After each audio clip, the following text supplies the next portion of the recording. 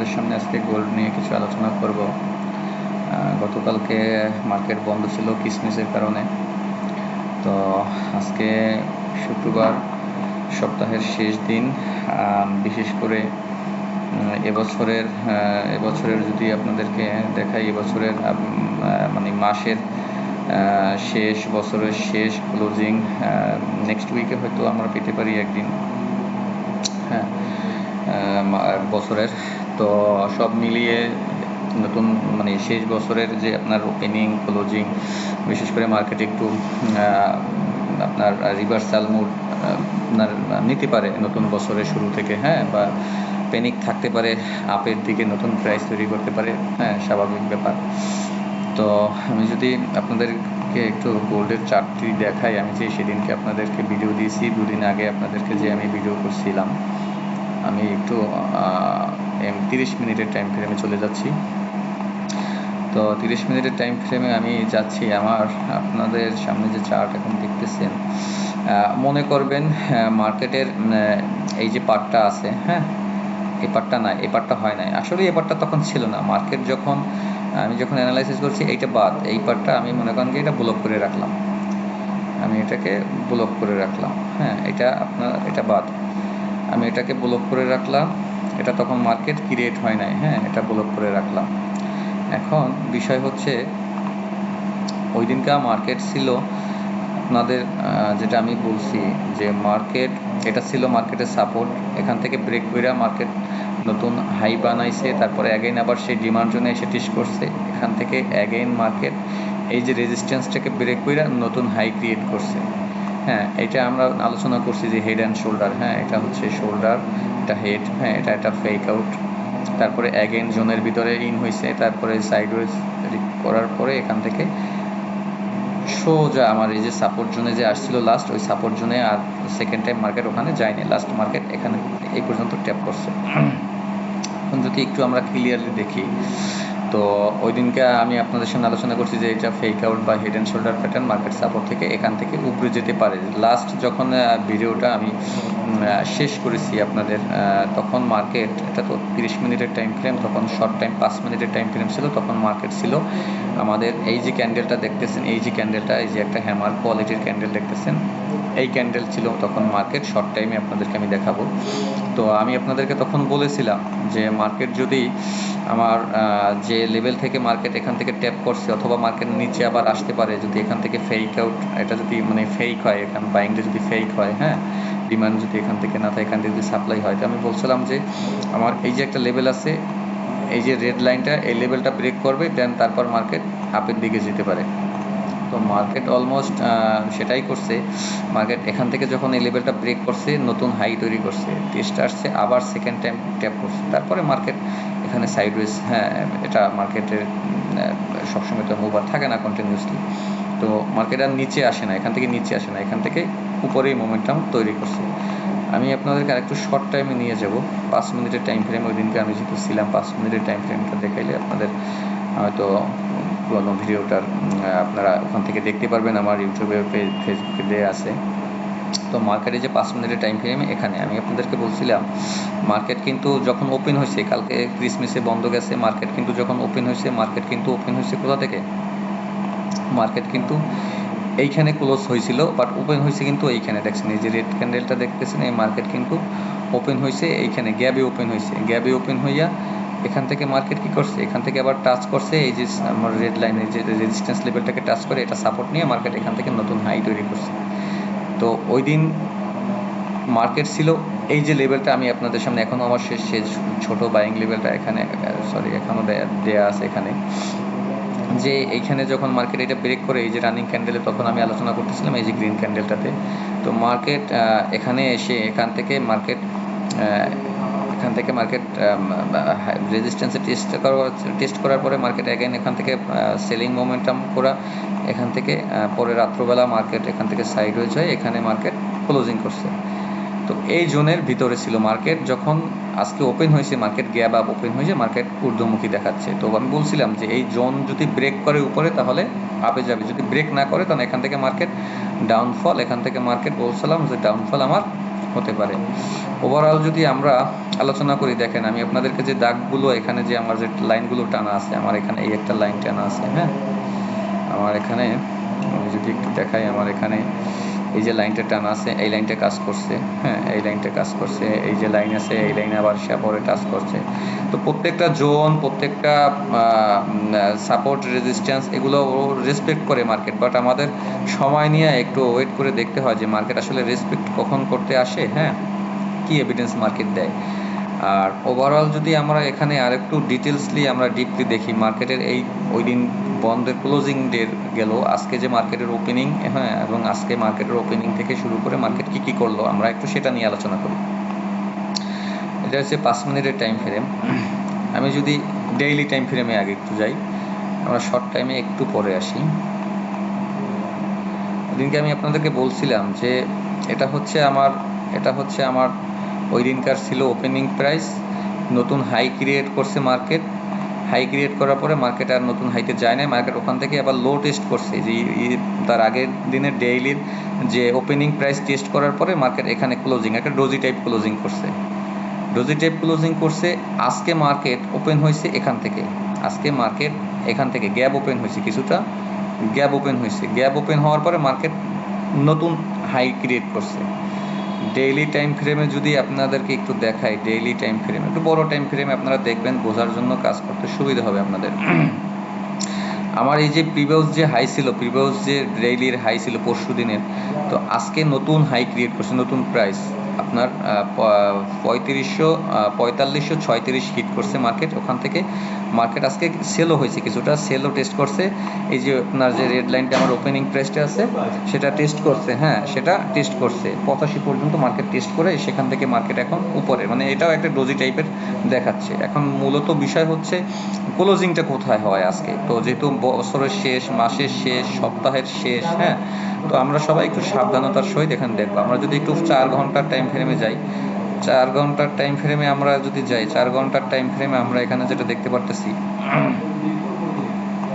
যে মার্কেট সকালে ওপেন হওয়ার পরে, মার্কেট সকালে ওপেন, এই যে গ্যাপ আপ ওপেন হয়েছে মার্কেট, এখানে গ্যাপ আপ ওপেন হয়ে মার্কেট নতুন মানে ঊর্ধ্বমুখী প্রাইস, মার্কেট এখান থেকে উপরে গেছে, টেস্ট করার পরে মার্কেট এখন এখানেই মানে ছোট ছোট ক্যান্ডেল দেখতেছেন এখানে, মানে ছোট ছোট ক্যান্ডেল নিয়ে মার্কেট সাইড হয়েছে এখানে, এবং ভলিউম যদি আমরা লক্ষ্য করি এখানে কিন্তু মোটামুটি বেশ ভালো ভলিউম আমরা এখানে দেখতে পারতেছি। এই ছোট ছোট ক্যান্ডেলে কিন্তু এখানে বেশ ভালো ভলিউম আমরা এখানে দেখতে পারতেছি। তো এভিডেন্সের জন্য আমাদের ওয়েট করতে হবে। 1 ঘন্টার টাইম ফ্রেমে যদি আমরা যাই, 1 ঘন্টার টাইম ফ্রেমে মার্কেট সকালে ওপেন হয়ে ঊর্ধ্বমুখী প্রাইস, তারপর টেস্ট এবং সাইডও, যেখানে ছোট ছোট ক্যান্ডেল, যদি ভলিউমটা দেখেন আপনারা, এই যে বড় ক্যান্ডেল, আমার এই যে বড় ক্যান্ডেলটা দেখতেছেন, এই ক্যান্ডেলে ভলিউম দেখেন, এই যে বড় গ্রিন ক্যান্ডেলটা তার ভলিউম দেখেন একদম ছোট।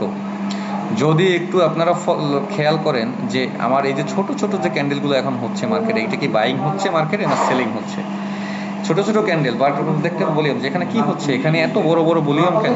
ঠিক আছে, তাহলে অবশ্যই এখানে আমার বাইং অথবা আমার সেলিং কিছু তো হচ্ছে, হ্যাঁ, যার জন্য এখানে এত ভলিউম বড় বড় আমরা এখানে দেখতে পারতেছি। তো বিশেষ ভলিউম নিয়ে আরও অনেক কথা আছে, তো সেগুলো যদি আপনারা জানেন, শেখেন, তাহলে আপনারা ভলিউম সম্পর্কে আরও বিস্তারিত জানতে পারবেন যে আসলে ভলিউমটা কীভাবে কাজ করে, এটা আপনারা তখন জানতে পারবেন। আমি এই যে বক্সটা এখানে থাকলো, বক্সটা আমি যদি রিমুভ করে দিলাম, আচ্ছা বক্সটা আমি এখানে একটু বোঝার জন্য আপনাদেরকে ক্লিয়ারলি আমি বক্সটা দিয়েছিলাম, যেহেতু মার্কেট এটা তো তখন তৈরি হয় না, আমি তো ছিলাম তখন এখানে, আমি বলছি যে হাই ব্রেক করলে নতুন হাই, আমার এই হাইতে আবার যেতে পারে, মার্কেট গেছে, হ্যাঁ, মার্কেট এখানে একবার না, মার্কেট এখানে একবার গেছে, দুইবার গেছে, আবার এখানে মানে যাওয়ার চেষ্টা করছে, বাট ওরাও যেতে পারে না, কোন লেভেলটাতে এসে আটকাইছে, আমি একটু লাইনটা আপনাদেরকে টাইনে দেখাই। এটা হচ্ছে আমার সেই লাইনটা, যে লাইনটা ভিতরে মার্কেট সবসময় ক্লোজ করছে, এটা হচ্ছে ওই প্রাইস, এর আগে এই যে জোনটা আছে আমার, এই যে জোনটা, এই জোনে মার্কেট যখন গেছে, মার্কেট এখানে প্রাইস ছিল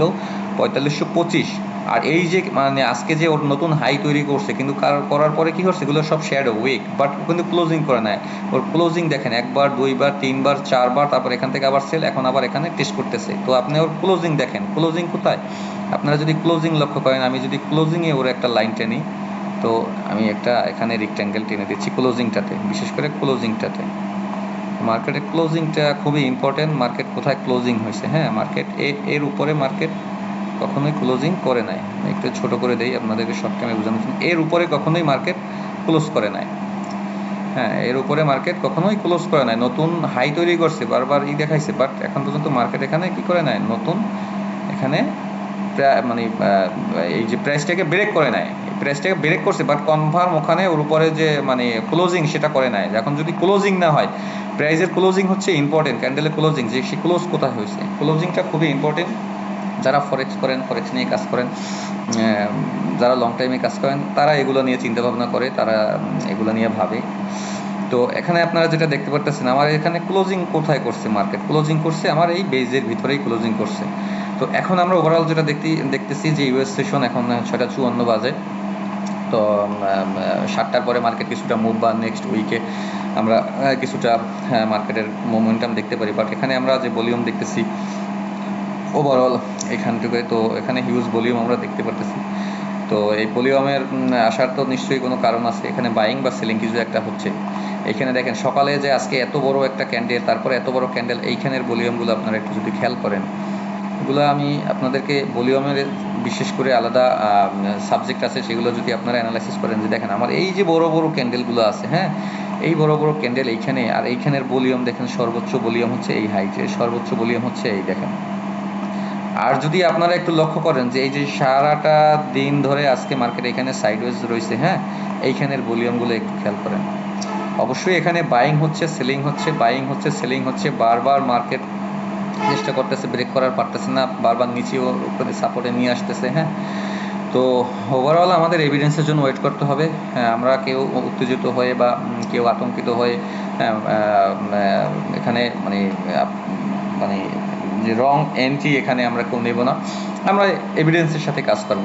আমরা যদি এখানে এখন শর্ট টাইমে দেখি, শর্ট টাইমে মার্কেট এখান থেকে যখন সেল হয়েছে, মার্কেট এটা স্বাভাবিক সেল হইবে, টেস্ট করবে জিগজ্যাগ, ঠিক আছে, তারপর মার্কেট অ্যাগেন ডাউন। যদি মার্কেট এখানে আমাদের এই মোমেন্ট এইটা যদি এই চারটা এই প্যাটার্নটা যদি মার্কেট এখানে তৈরি করে, ওকে ফাইন। যদি এটা তৈরি না করে, যদি মার্কেট এখান থেকে আইসা যদি আবার মার্কেট অ্যাগেন ব্রেক করে উপরে যায়, সেটাও মার্কেট করতে পারে। বাট এভিডেন্স কি বলে, এখন যা রানিং 15 মিনিটের টাইম ফ্রেমে আমি যেটা দেখতে পারতেছি, এটা হচ্ছে আমার রেজিস্ট্যান্স, পিওর রেজিস্ট্যান্স। এটা হচ্ছে আমার পিওর একটা শর্ট টাইমে 15 মিনিটের একটা শর্ট টাইমের resistance, sell test again sell. আমরা যদি স্কাল্পিং যারা করি, তা আমরা এখানে এন্ট্রি নিতে পারি, সেল এন্ট্রি, যেহেতু 15 মিনিটের এই ক্যান্ডেল একটা হ্যামার টাইপের তৈরি করছে, এবং হ্যামার টাইপ তৈরি করার পরে মার্কেট এখন এই হ্যামারের উপরে মানে লো ব্রেক করছে, উপর থেকে যদি দেখি লো ব্রেক করছে, নিচ থেকে হলে তো হয়তো হ্যামারের হাই ব্রেক করছে, হ্যাঁ। তো আমরা যদি এখানে এখন এন্ট্রি নিই, আমাদের এখানে স্টপ লস হবে। আমরা এখানে এন্ট্রি নিলে আমাদের stop loss, minimum stop loss আপনার এখানে 30 পিপের স্টপ লস, হ্যাঁ, এখানে মিনিমাম 30 পিপসের স্টপ লস। তো 30 পিপস স্টপ লস দিয়ে আমরা এখানে শর্ট টাইমে আমরা এখানে রিস্ক নিতে পারি।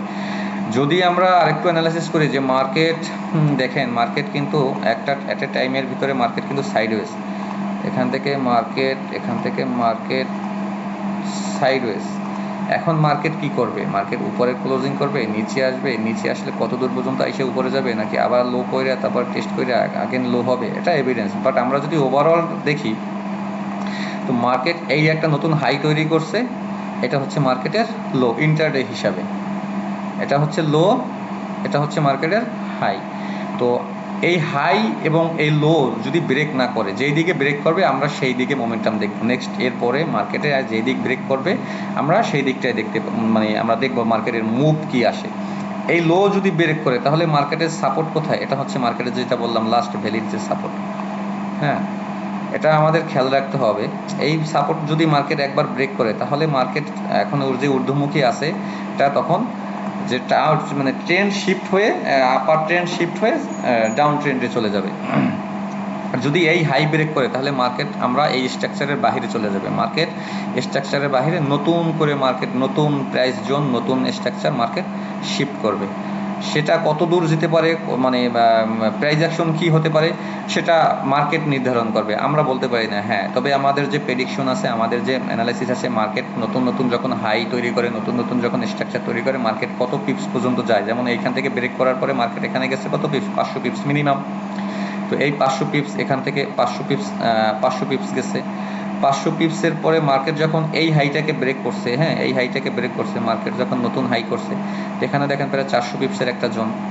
তো আমরা, এবং এর ভিতরে তো শর্ট টাইমে এর ভিতরে তো টেস্ট হয়, প্রফিট টেকিং হয়, হ্যাঁ, তারপরে আবার অ্যাগাইন ওখানে স্মার্ট মানি বাই করে, তো আমরা যদি এখান থেকে আমরা ফিফথ, আমরা যদি যারা ইউজ করি ফিফথ ব্যবহার করতে পারি, মানে মার্জিন বোঝার জন্য। আমরা যদি এই যে হাইটা বা আমরা যেটা এইটাকে এখন প্র্যাকটিক্যাল হাই ধরছি, এই হাই থেকে আমরা যদি এখানে দেখি মার্কেট এখান থেকে 500 পিপ 1000 পিপ উপরে মার্কেট যেতেই পারে, কোনো বিষয় না। তো সাইকোলজিক্যাল যে প্রাইস আছে, সাইকোলজিক্যাল প্রাইস মনে করেন 4525 থেকে মার্কেট যদি সাইকোলজিক্যাল প্রাইস 1000 পিপস, 1000 পিপস আমরা ধরি যে সাইকোলজিক্যাল একটা প্রাইস 1000 পিপস। আমাদের মার্কেটের চার্টটা একটু নামাই। 1000 পিপস এখান থেকে যদি ব্রেক করে, আমরা এখান থেকে 1000 পিপস, আমরা এখান থেকে 4600 যে প্রাইস অ্যাকশনটা আছে, 4600 যে প্রাইস অ্যাকশন, এই হাই ব্রেক করলে মার্কেট এখান থেকে এখনও 750 পিপস যাওয়ার পসিবিলিটি। 750 পিপস যখন যদি মার্কেট মুভ করে, তাহলে আমাদের যে লেভেলটা আসে, আমাদের যে তখন সেখানে লেভেলটা আছে, তো সেটা সাইকোলজিক্যাল প্রাইস এখানে আমাদের যেটা আসে, আমরা একটু মার্কিং করে নিই। এটা হচ্ছে আমাদের নেক্সট যে পর্যন্ত মার্কেট যেতে পারে, বাট মার্কেট ও পর্যন্ত যাবার আগে এখানে শর্ট টাইমে অনেক কিছু এখানে সাপোর্ট রেজিস্ট্যান্স তৈরি করবে।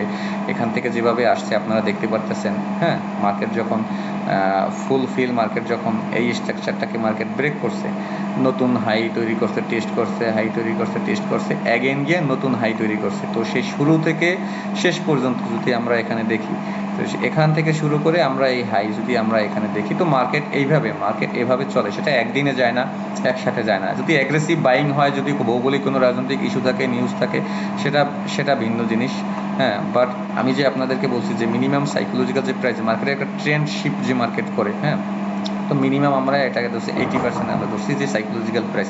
এখানে গেলে মার্কেট কিছুটা টেস্ট করবে একটা লং টাইমের জন্য, মোটামুটি এখান থেকে একটু 500-700 পিপ, হ্যাঁ, পিপ মুভ এখান থেকে আমরা আশা করতে পারি। বাট এটা ট্রেন্ডের সাথে একসাথে মার্কেট যে এখান থেকে বড় চলে গেল আবার আসবে এরকমের না। মার্কেট একটু করে যাবে, মার্কেট একটু করে যাবে, দেন এখান থেকে আমরা সেলিং দেখতে পারি। তো মার্কেটের সাথে থাকলে আপনি যখন মার্কেটের এভিডেন্স দেখবেন, মার্কেটের প্রাইস অ্যাকশন দেখবেন, তখন আপনি এখান থেকে আপনার চার্ট অনুযায়ী অ্যানালাইসিস করে আপনারা এখান থেকে শর্ট টাইম, লং টাইমে আপনাদের মনের মতো করে আপনারা এখান থেকে এন্ট্রি নিতে পারবেন। বাট আমাদের যতক্ষণ না পর্যন্ত এই লোটা ব্রেক করতেছে, এই হাইটা ব্রেক করতেছে, আমরা এর ভিতরে যারা আছি, ইন্টারডে ট্রেডার যারা আছি, লোতে বাই করব, হাইতে সেল করব। স্ক্যাল্পার যারা আছি তারাও এখানে এই কাজটা করব।